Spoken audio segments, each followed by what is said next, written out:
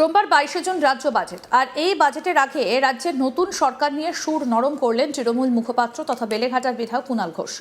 রবিবার 21 জুন তিনি সাংবাদিক বৈঠকে বলেন, নতুন সরকারকে সময় দিতে হবে। প্রথম দিন থেকে এই খারাপ ওই খারাপ বলা যায় না। আশা করতে পারি কেন্দ্রীয় সরকারের বিপুল বকেয়া এই সরকার আদায় করবেন। মমতা বন্দ্যোপাধ্যায়ের যে প্রকল্পগুলো যারা পেতেন সবাই যাতে সুরক্ষার মধ্যে থাকেন, প্রতিহিংসা পরায়ণতা কমিয়ে ফেলা, যেন প্রতিহিংসা পরায়ণ যেন কেউ না হয়। কি বলেছেন কুণাল ঘোষ, আসুন শোনে। এখানে যারা আছি সকলেই তৃণমূলের বিধায়ক। আমাদের নেত্রী মমতা ব্যানার্জি। রাজ্য বাজেট আগামীকাল, তো রাজ্য বাজেট একটা নতুন সরকার এসছে, আমরা নিশ্চয়ই তাদের একটু সময় দেওয়া উচিত। আমরা যদি প্রথম দিন থেকে সরকারের এই খারাপ এই খারাপ এই খারাপ যা বলতে যাবে উল্টো বলি, সেটা বলা যায় না, বা সেটা বলাটা সমীচীন নয়, সৌজন্যের ক্ষেত্রেও ঠিক নয়, এবং মানুষ ভালোভাবে নাও নিতে পারে। একটা সরকার সবে এসছে। আবার এটাও ঠিক, এই অল্প সময়ের মধ্যেই সরকার সম্পর্কে কিছু মূল্যায়ন মানুষের তৈরি হতে শুরু করেছে, সেটা আমি আর নাই বা বললাম। তো এখন আমরা এইটুকু আশা করতে পারি যে কেন্দ্রীয় সরকারের যে বিপুল বকেয়া বৈষম্য আছে রাজ্যের, তো সেগুলো এই সরকার আদায় করার চেষ্টা করবেন। আবার যদি আদায় করেন তাহলে প্রমাণ হয়ে যাবে যে আগের সরকারকে ইচ্ছাকৃতভাবে টাকাটা দেওয়া হয়নি। দুই হচ্ছে, মমতা বন্দ্যোপাধ্যায় যে স্কিম এবং যে প্রকল্প, একদিকে হচ্ছে উন্নয়নের প্রকল্প পরিকাঠামো, অন্যদিকে হচ্ছে স্কিম, মানে কন্যাশ্রী থেকে, সবুজ সাথী থেকে, লক্ষ্মীর ভাণ্ডার থেকে, একেবারে জন্ম মুহূর্ত থেকে মৃত্যুতে সমব্যথী পর্যন্ত এই স্কিমগুলো, সামাজিক সুরক্ষা যারা পেতেন, এটা যেন সবাই এর সুরক্ষার মধ্যে থাকেন। অর্থাৎ প্রতিহিংসা পরায়ণভাবে উপভোক্তা কমিয়ে দেয়া, উপভোক্তা বাদ দেয়া, ক্রাইটেরিয়া তৈরি করে দেয়া। রাজ্যপালের ভাষণে দেখলাম অন্নপূর্ণা যোজনার আগে একটা শব্দ বসানো আছে, উপযুক্ত মহিলারা পাবেন। তাহলে এই উপযুক্তর ক্লারিফিকেশনটা কি, এটা যেন খুব ক্লিয়ার করে বলা থাকে। মানে যেটা লক্ষ্মীর ভাণ্ডার সবাই পেতেন, এবার উপযুক্ত অন্নপূর্ণা ভাণ্ডার বলতে গিয়ে দেখা যাচ্ছে এক একজন সরকারের মন্ত্রী এক একটা কথা বলছেন। একটা হচ্ছে এই থাকলে পাবে না, আবার কেউ বলছেন ও এখানে গেলে পাবে না, ওটা না করলে পাবে না।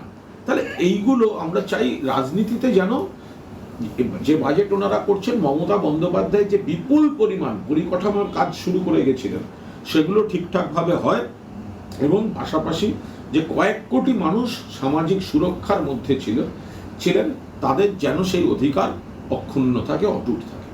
বাজেটের জায়গা থেকে একটা আলোচনায় আসছে, সেটা হচ্ছে যে বিদায়ী সরকারের ঋণ 15 বছরে প্রায় মানে বেশ কয়েক লক্ষ কোটি টাকা, এবং এটা একটা ভুল ন্যারেটিভ তৈরি হচ্ছে।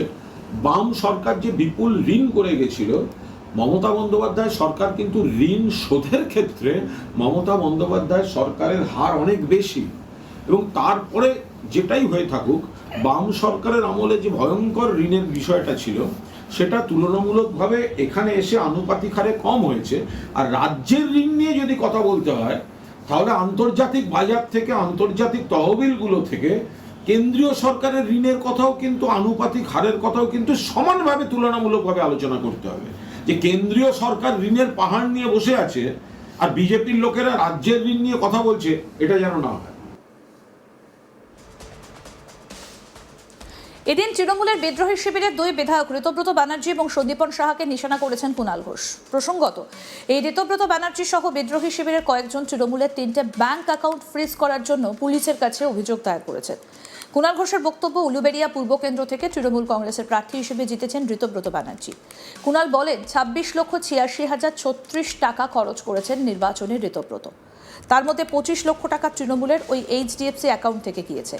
আরেক বিপ্লবী সন্দীপন সাহা, তিনি 27,01,370 টাকা খরচ করেছেন। 25 লক্ষ টাকা ওই অ্যাকাউন্ট থেকে গিয়েছে। অবিলম্বে পার্টির টাকা ফেরত দিয়ে দেওয়া উচিত নির্বাচন কমিশনের কাছে। পাশাপাশি তিনি আরও জানান, দেশের আইন অনুযায়ী যদি কোনো নির্বাচনে অবৈধ টাকা ব্যবহার হয়ে থাকে, তাহলে নির্বাচনটা অবৈধ। ইস্তফা দিয়ে তো কথা বলুন। কি বললেন কুণাল ঘোষ এই বিষয়ে, শুনবো সেটাও। টাকা যদি খারাপ হয়, তুমি টাকাটা নিলে কেন? তৃণমূলের অ্যাকাউন্টে যদি গন্ডগোল থাকে, সেই অ্যাকাউন্টের টাকা তুমি নিয়েছো কেন? এটা তো নীতিগত এবং পরে আইনি প্রশ্নেও আসবে এই জিনিসটা। তো তাহলে তুমি টাকাটা ফেরত দাও, তারপর তুমি বড় বড় কথা বলো। তোমার তো এমএলএ হয়ে গেছে, তুমি তো এই টাকাটা দিয়ে নির্বাচন করেছো, প্রমাণিত। কারণ তোমার মোট খরচা হচ্ছে 26 লক্ষ টাকা, 26,86,000 টাকা হচ্ছে তোমার মোট খরচা। আর তুমি পার্টির কাছ থেকেই পেয়েছো 25 লক্ষ। এবার তুমি এমএলএ হয়ে গেছো, এবার তুমি পার্টিকে বদনাম করছো, অ্যাকাউন্টের দিকে রহস্যের আঙুল তুলছো। অ্যাকাউন্টটা ঠিক না ভুল আমি কুণাল ঘোষ তা নিয়ে কোনো মন্তব্য করতে যাচ্ছি না, এটা পার্টি বলবে, কারণ এগুলো আমার এখতিয়ারও নয়, আমি জানিও না। বাট যিনি প্রশ্ন করছেন তিনি তো সেই অ্যাকাউন্ট থেকে টাকা নিয়েছেন। দ্বিতীয় আর এক বিপ্লবী সন্দীপন শাহ মোট খরচা করেছেন, তাঁর এফিডেভিটে তাঁর সই করা আছে 27,01,372 টাকা গ্র্যান্ড টোটাল। সন্দীপন সাহা খরচা করেছেন 27,01,370 টাকা নির্বাচনে এন্টালি। চাটন ঋত হচ্ছে পূর্ব উলুবেড়িয়া, সন্দীপন সাহা এন্টালি। তার মধ্যে 25 লাখ টাকা ওই অ্যাকাউন্ট থেকে এসছে, 25 lakhs। এখানে যেটা রয়েছে কোথা থেকে কে কি খরচা পেয়েছে, তার মধ্যে 25 লাখ টাকা।